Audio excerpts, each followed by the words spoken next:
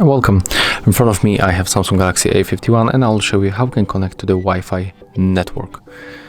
So you have to simply open notification bar, then click and hold Wi-Fi icon.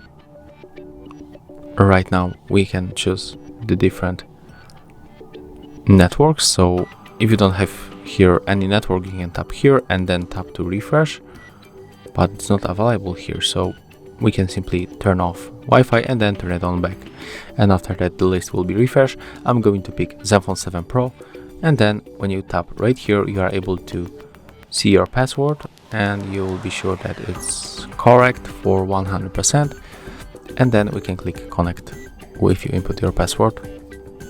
And as you can see right now we are connected to the Wi-Fi network, and we can open, for example,